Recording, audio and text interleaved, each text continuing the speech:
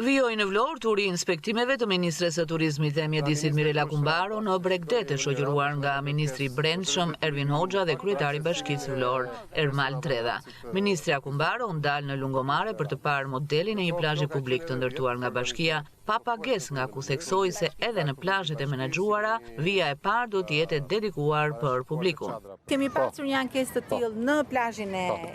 Radhimës, ku praktikisht aty hapësira nuk është kaq e madhe sa këtu, dhe ku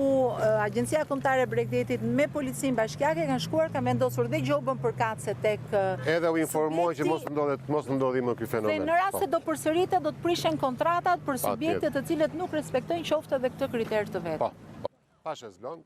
Gjatë inspektimit, ministra u takua edhe me përfaqësues të biznesit të hotelerisë, ku la porosi respektimin e distancës publike nga vija e detit. Të gjithë ata të cilët marrin një stacion plazhi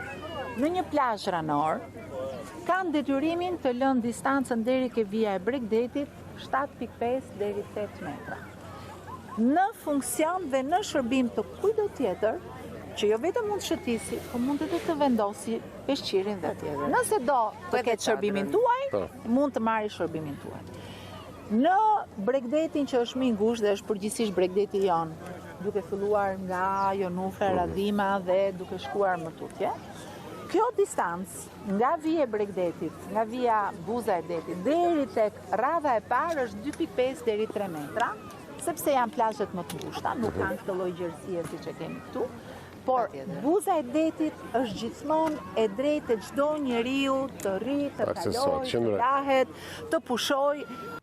Ministri i Brendshëm Ervin Hoxha nga ana tjetër u shpreh se në bazë të planit të masave të hartuar nga Policia e Shtetit, punonjësit e policisë do të jenë në terren në shërbime 12 orarshe, edhe për çështje të ndotjes së mjedisit. Sigurisht janë çështje të cilat drejtoria e policisë vendore në bashkëpunim me strukturat e tjera të agjencisë mjedisit janë duke koordinuar gjitha veprimet.